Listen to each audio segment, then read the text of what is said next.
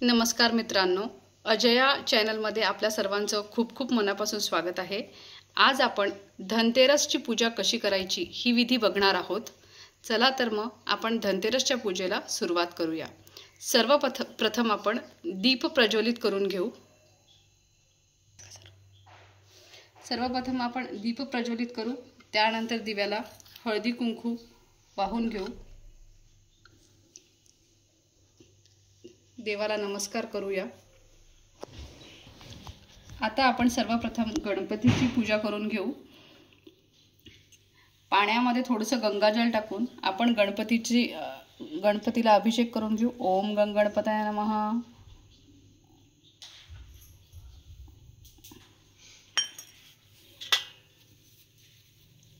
सर्वप्रथम गणेशाच्या मूर्तीची पूजा करून घ्यायची आहे।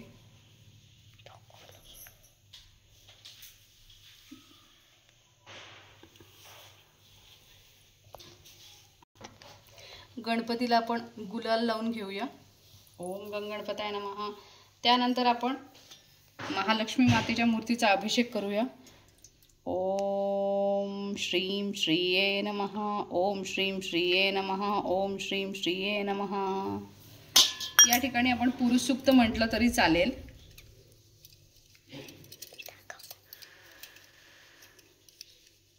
श्री महालक्ष्मी मातेची व्यवस्थित पूजा करून घ्यायची। त्यांना वस्त्र अर्पण करायचे आणि त्यानंतर हळदी कुंकू लावून मातेला विनंती करायची की आपण सदैव या घरामध्ये विराजमान राहा। ओम ह्रीं कपालिनी कुलकुंडलिनी मे सिद्धी देही भाग्य देही देही स्वाहा। सदैव सौभाग्यवती ठेवण्याची मातेला विनंती करायची। त्यानंतर आपण धन्वंतरी देवाची पूजा करून घेऊ। माझ्याकडे धन्वंतरीचा फोटो आहे। तुमच्याकडे फोटो असल्यास नाहीतर तुम्ही असा फोटो बनवून घेऊ शकता, कारण की दरवर्षी आपल्याला पूजा करावीच लागते। धन्वंतरी हे भगवान विष्णूंचे 24वे अवतार आहेत आणि ते देवाचे वैद्य आहेत। त्यामुळे त्यांची सेवा आजच्या दिवशी अतिशय महत्त्वाची मानली जाते। आजच ते समुद्र मंथनातून भगवान धन्वंतरी अमृत कलश घेऊन प्रकटले होते अशी मान्यता आहे। भगवान धन्वंतरीला आपण अष्टगंध लावून घेऊया।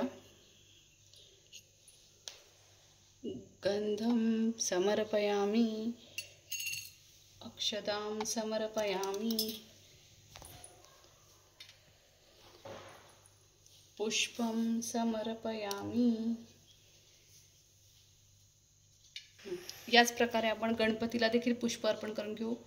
पुष्पं समर्पयामि।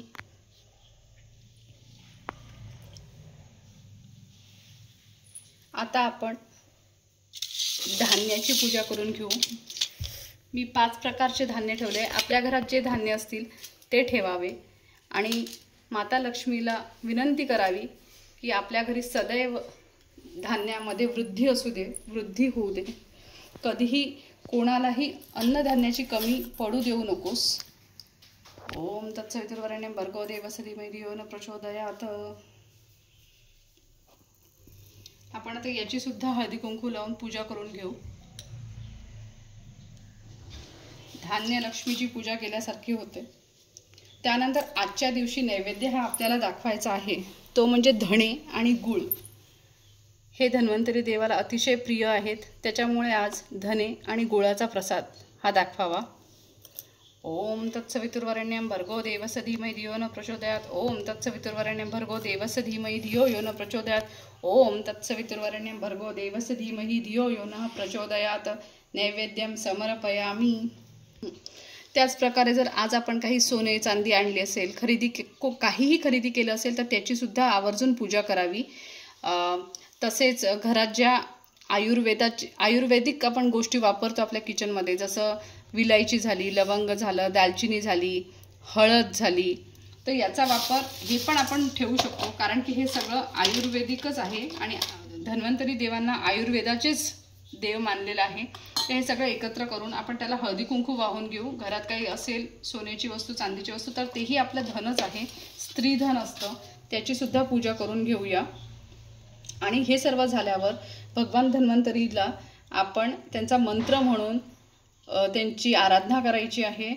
त्यांचा मंत्र असा आहे, ओम नमो भगवते वासुदेवाय धन्वंतरये अमृतकलशहस्ताय सर्वामय विनाशाय त्रैलोक्यनाथाय महाविष्णवे स्वाहा। हा धन्वंतरी देवाचा मंत्र आहे। हा 108 वेळा म्हणावा, नाही तर कमीत कमी 21 वेळा तरी आपण याचे आज नामोच्चारण करावे। त्याचबरोबर भगवान धन्वंतरी हे विष्णूंचे अवतार आहे, त्यामुळे भगवान विष्णूंची सेवा सुद्धा आपण इथे करावी।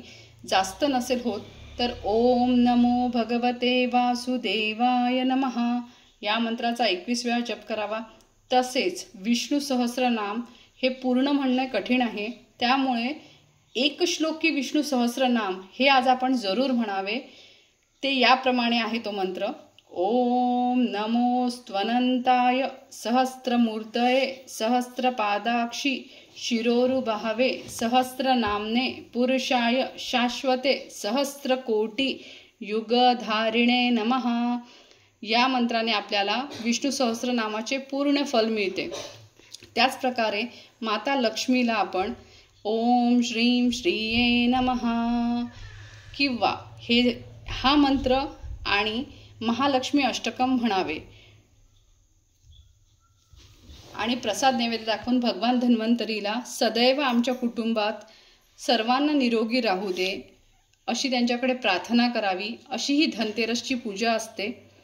तुम्हाला जर आवडला तर नक्की व्हिडिओ लाईक आणि सबस्क्राईब करा। धन्यवाद।